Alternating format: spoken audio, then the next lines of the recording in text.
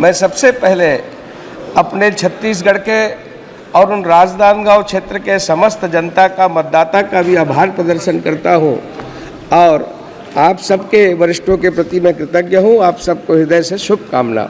महोदय, अभी कल से जब से शुरू हुआ, रात को 12 बजे तक जो चला, जिस प्रकार से अभी अखिलेश जी बोल रहे थे, और कल जब शुरुआत हुई तो नेता प्रतिपक्ष राहुल गांधी जी ने जिस प्रकार की बातें की, आज जब अखिलेश जी ने एक शेरो शायरी से और गज़ल की पंक्तियों से शुरुआत की, तो मैं भी ये बता दूं कि अखिलेश जी, जरा सा कुदरत ने क्या नवाजा, जरा सा कुदरत ने क्या नवाजा, आके बैठे हो फलसफे में, तुम्हारा लहजा बता रहा है तुम्हारी दौलत नई नई है।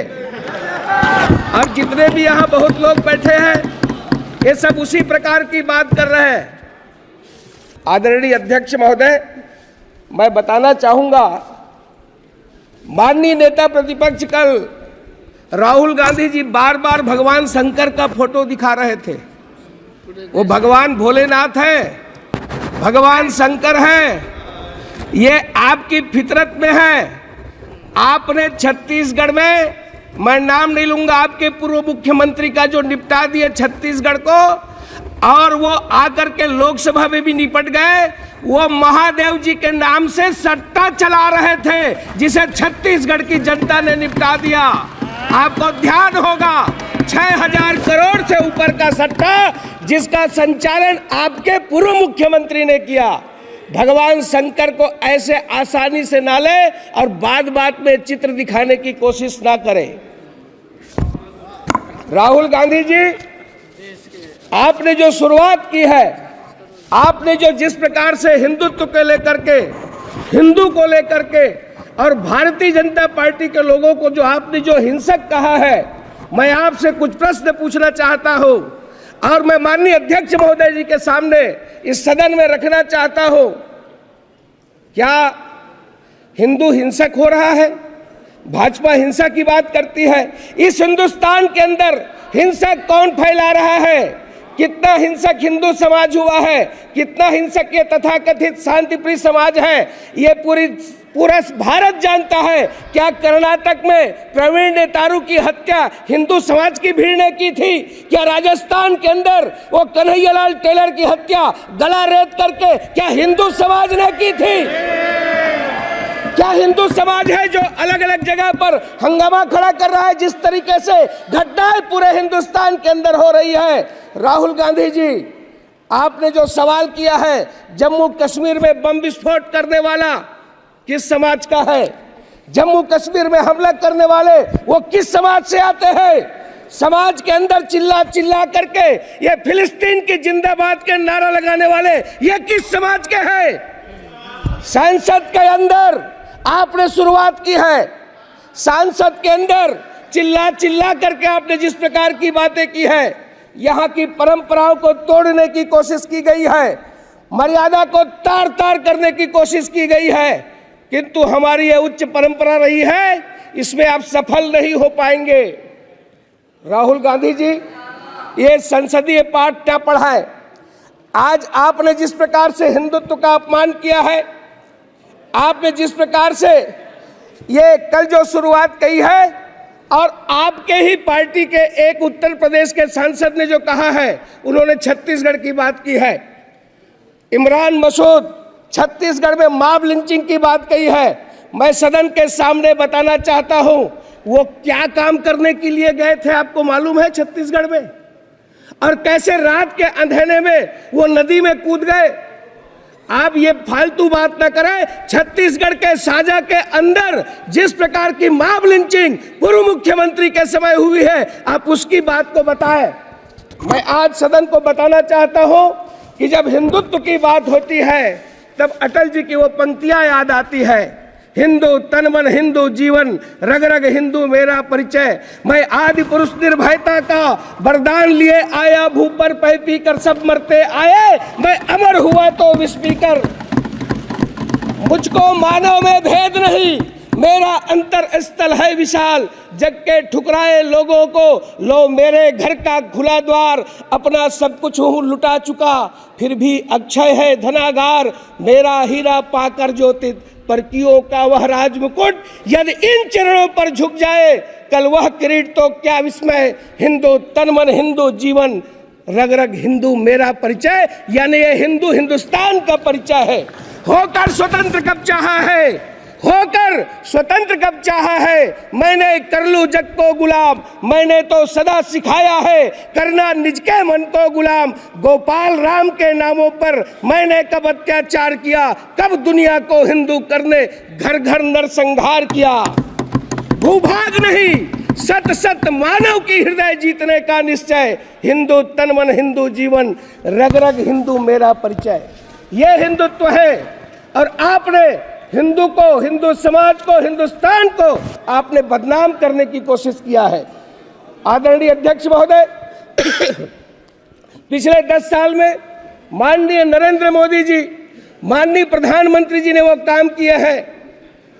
ये यदि मैं ये कहूं कि मोदी जी है तभी वो मुमकिन है, और वो काम की शुरुआत नहीं बल्कि डिलीवरी हुई है, जिन्हें पूरा करना ही असंभव लगता था। मोदी जी हैं तभी वो गुंजाइश भी अभी भी बनी है। कश्मीर में मोदी जी ने असंभव को संभव कर दिया। ये वो काम है, चीन को भी पीछे छोड़ दिया। दुनिया का 8वां अजूबा कहा जा रहा है। ऐसा काम बड़े पड़ोसी देश भी कहीं मुकाबले में नहीं है। जम्मू कश्मीर में एक ऐसा प्रोजेक्ट बनकर तैयार हो चुका है जिसकी धमक पूरी दुनिया में सुनाई दे रही है। अध्यक्ष महोदय, कश्मीर का वो चिनाब रेलवे ब्रिज, दुनिया का सबसे ऊंचा रेल ब्रिज न बनकर तैयार है बल्कि ट्रेनें दौड़ा कर देखी जा चुकी है, ट्रायल हो चुका है। पहले से नारे लगाते रहे हैं। हम कहते थे कश्मीर से कन्याकुमारी है, किंतु सार्थक करने का काम माननीय नरेंद्र मोदी जी ने किया। दुनिया का सबसे ऊंचा चिनाब रेलवे ब्रिज USBRL यानी उधमपुर श्रीनगर बारामूला रेल लेन, ये प्रोजेक्ट जिसके निर्माण पर पूरी दुनिया की निगाह थी, माननीय मोदी जी ने पूरा किया। भारत ने कर दिखाया है। पूरी दुनिया भारत की लोहा मान रही है। अध्यक्ष महोदय, नदी की सतह से इस पुल की ऊंचाई 359 मीटर है। पुल एफिल टावर से भी 35 मीटर ऊंचा है। जहां लोग फोटो खिंचाने जाते हैं और बड़ा नाम लेते हैं, उससे भी 35 मीटर ऊंचा है। हमारे देश के कुतुब मीनार से ये 5 गुना है। माननीय अध्यक्ष महोदय, मोदी जी ने हर मुश्किल को संभव किया है। ठीक वैसे ही जैसे कोरोना काल में, महामारी में, अंतर्राष्ट्रीय बीमारी पर पूरी दुनिया, जी मैं बस 2 मिनट में खत्म करता हूँ, त्राही त्राही मची थी। विदेश के लोग कहते थे कि भारत में इतनी बड़ी आबादी है, क्या होगा। किंतु इस कोरोना के तूफान से भी राष्ट्र की कश्ती को सुरक्षित बाहर निकालने का काम यदि किसी ने किया तो वो है इस देश के प्रधानमंत्री नरेंद्र मोदी जी। कोविशील्ड, कोवैक्सीन का निर्माण ही नहीं कराया, संसाधन मुहैया कराए, लैब के वैज्ञानिकों को प्रोत्साहित देते रहे। देश में 300 करोड़ से अधिक डोज लोगों को वैक्सीन मुहैया कराया। इतना ही नहीं, दुनिया के देशों को भी सब प्रकार की उन्होंने सुविधाएं दी। इस पीरियड में आत्मनिर्भर भारत के मंत्र को नहीं छोड़ा। अध्यक्ष महोदय, उस तरफ बैठने वाले नहीं चाहते, ये चाहते ही नहीं थे कि ये वैक्सीन भारत में निर्मित हो। अरे ये तो फाइजर की वकालत कर रहे थे, विदेशी कंपनियों की वकालत कर रहे थे।